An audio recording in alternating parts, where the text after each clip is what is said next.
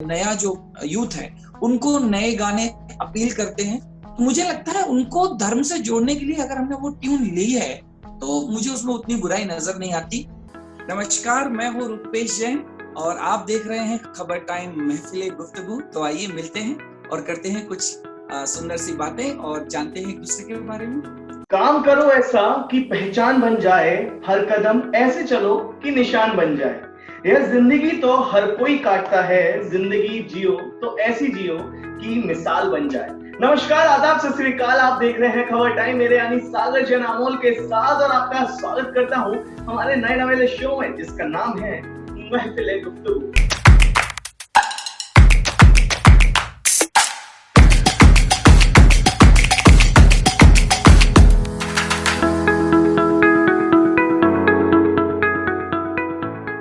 सबसे पहले आज हमारे गेस्ट हैं एक ऐसे सिंगर जिन्होंने अपने भजन की धुन से हर किसी को मनमोहित कर दिया है।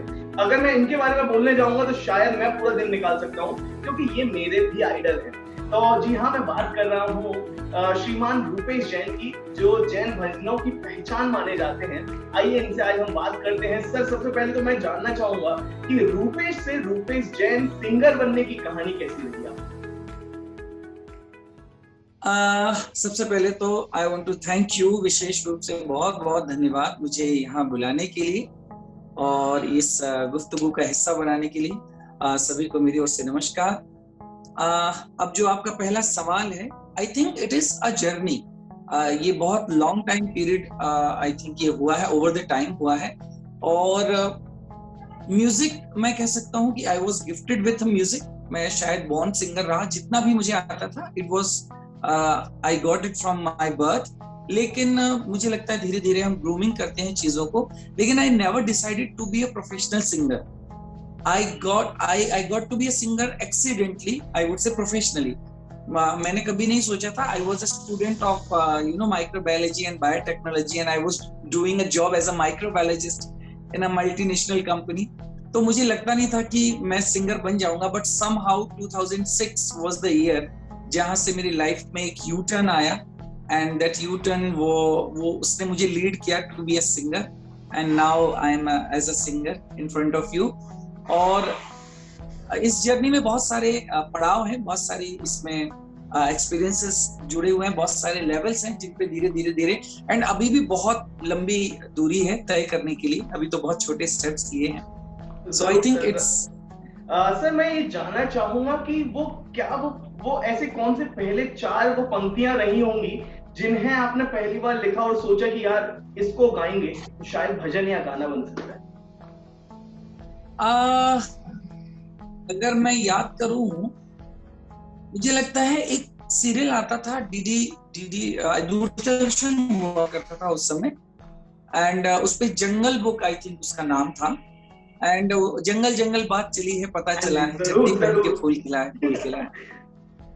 आप सबने हमारे बचपन का I think I was very मतलब मुझे लगता है मेरे बहुत ही बचपन के शुरुआती दिन थे वो, कुछ 5-7 साल का मैं शायद जब रहा होऊंगा, मुझे एग्जैक्टली तो याद नहीं है। तो दैट वाज द सॉन्ग जिसके ऊपर मैंने पहली 4 लाइनें लिखी थी और मेरी डायरी में आज तक प्रिजर्व्ड हैं वो। आज हमने राग द्वेष का मार्ग छोड़कर सत्य अहिंसा को अपना लिया। वेरी बस बहुत कैजुअल जैसी लाइन्स थी, लेकिन कहीं ना कहीं वो शुरुआत थी। लेकिन अगर आप कहें कि वो कौन सा गाना था जो नोटिफाइड हुआ एंड बिकॉज ऑफ दैट मुझे कहीं ना कहीं रिकॉग्निशन मिला, तो I would say that was Mahamastakabhisheka 2006। Bahubali का नभन कराने जुड़ गया सारा देश। फिर मेरे को एक्चुअली मुझे याद नहीं है वो भजन। मैं चाहूंगा, मेरे को याद इसलिए नहीं है क्योंकि मैं सुनाना चाहता हूँ इन सभी आज जो भी दर्शक देख रहे हैं कि ये सुने कि कौन है, मतलब मैं क्यों इतना बड़ा फैन हूँ आपका। मैं चाहता हूँ लोग सुने ये उस आवाज को। जरूर मैं कुछ लाइंस जरूर उसकी गाता हूँ। तो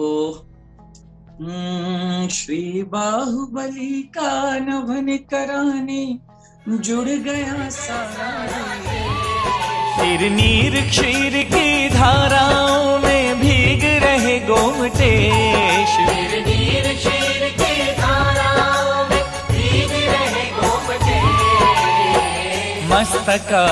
मस्तकाभिषेक मस्तकाभिषेक हो।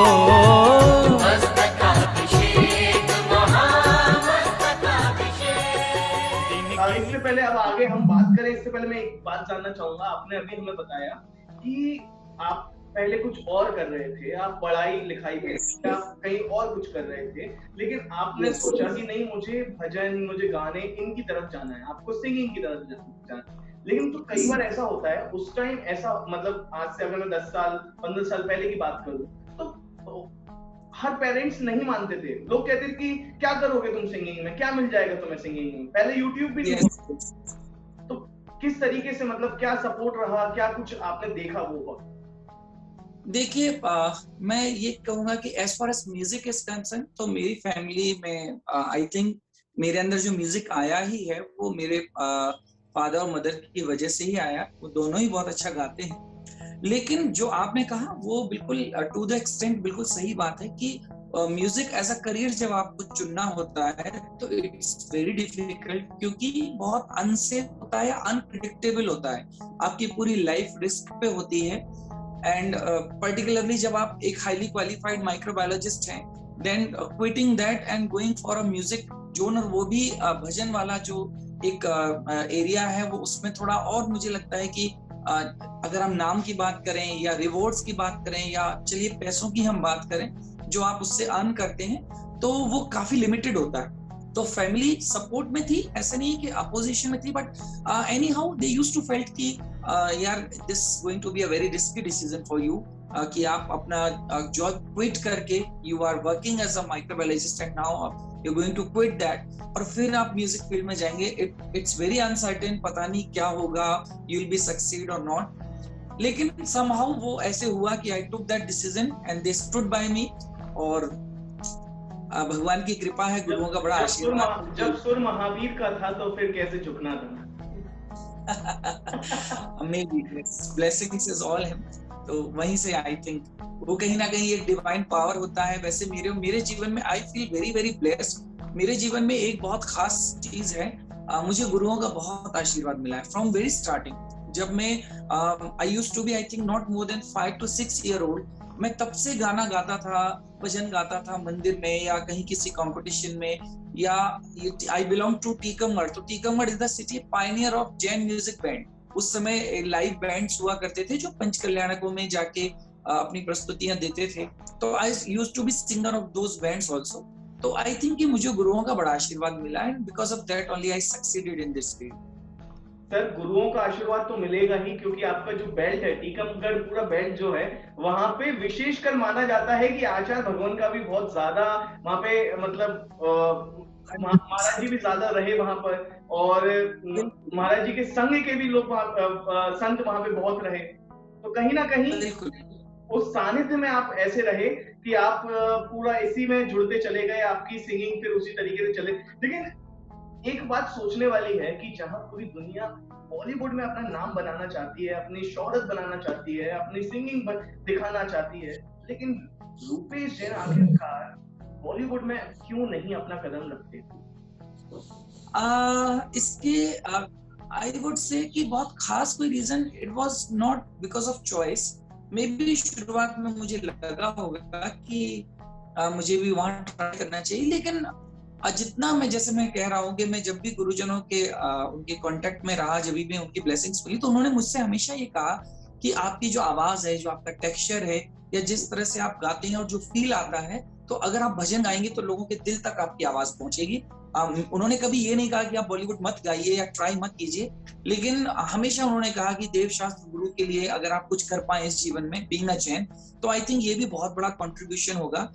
तो मुझे लगा कहीं ना कहीं, और मेरे जीवन के आइडल जिनको मुझे लगता है, जो मैं उनका फैन नहीं हूँ, मैं उनका भक्त हूँ, दादू रविंद्र जैन जी, तो वो भी कहीं ना कहीं ऐसा था कि वो भी इंस्पायर्ड ऑफ द फैक्ट कि वो एक लाजवाब म्यूजिक डायरेक्टर है, उन्होंने फिल्में भी उतनी ही शानदार बनाई है, फिर भी हम उनको याद करते हैं उनके डिवोशनल क्रिएशंस के लिए।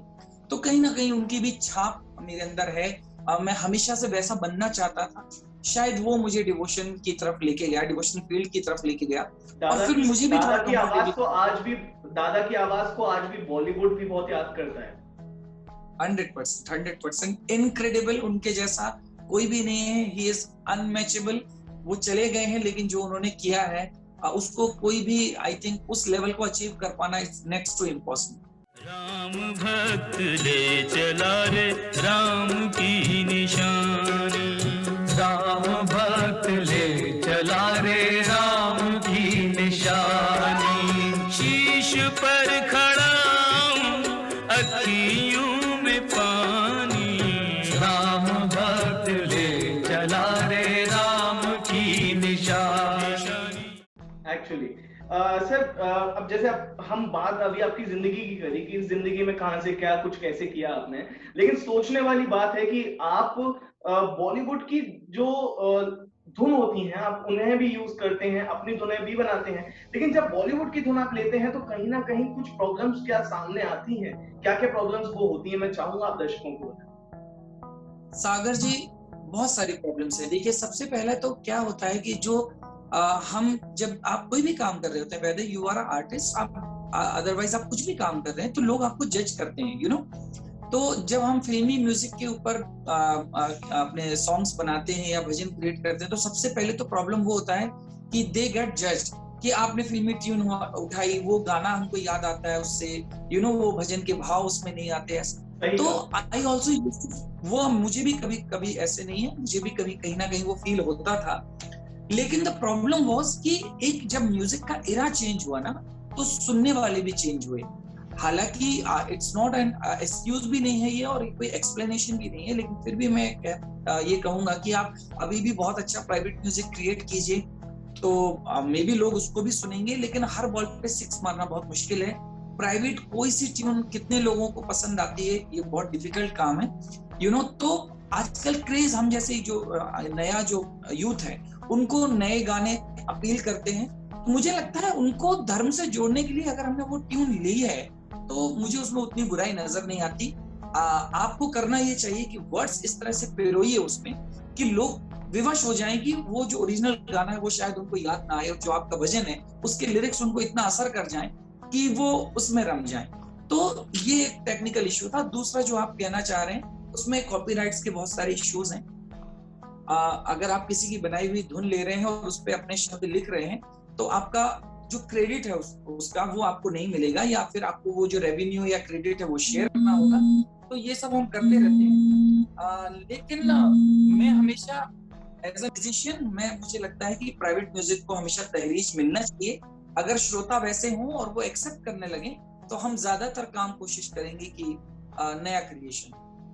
मैं आपसे एक बात और पूछना चाहूंगा, एक जहन में बात आती है, क्या नन्ना रूपेश भी सिंगिंग करता था और स्टेज शोज करता था जैसे आज रूपेश जैन दी सिंगर रूपेश जैन करते हैं? स्टेज शोज तो आई वुड से कि नहीं, क्योंकि इतना तो रिकॉग्निशन नहीं था कि स्टेज शोज मिलते। लेकिन जैसे मैंने आपको बताया कि हमारे यहाँ एक म्यूजिक बैंड था, तो जब हम पंचकल्याणकों में प्रस्तुतियों के लिए जाते थे तो कभी कभी ऐसे हो जाता था कि भाई रूपेश आया है हमारे बीच में, एक भजन वो सुनाएगा, तो I used to get stage, हम सुनाते थे। देन कभी किसी कंपटीशन में या मंदिर में कोई ऐसा फंक्शन है लोकल लेवल पे है या थोड़ा थोड़ा जहाँ लोग जानने लगे हैं कि एक बच्चा है बहुत अच्छा गाता है, तो वहाँ की कोई समिति है तो वो आते थे घर पे ले जाते थे कि भाई चलो हमारे यहाँ। आप ही पाठशाला वाले हैं? हाँ, काइंड ऑफ पार्ट्स, बहुत ज्यादा तो नहीं, बट मैं एक्चुअली मेरा पाठशाला भी मेरे म्यूजिक की वजह से होता था कि मैं वहां जाके भजन गाऊंगा और सुनाऊंगा। ये चीज हम दोनों में सेम है, ये चीज दोनों में सेम है। मैं भी इसलिए जाता था पाठशाला क्योंकि वहां पे कुछ भजन या कुछ गाने का या माइक लेने का मौका मिल जाए। यस।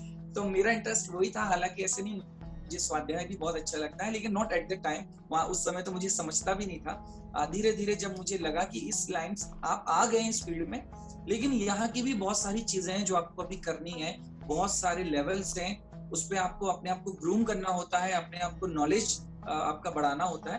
तब फिर धीरे धीरे थोड़ा अध्ययन भी शुरू हुआ। व्हाट्सएप की खबरों जैसे आधा काम ना करो, नीचे दिए गए सब्सक्राइब के बटन को दबाना ना भूलें और बगल वाला बेल आइकन भी जरूर दबाना।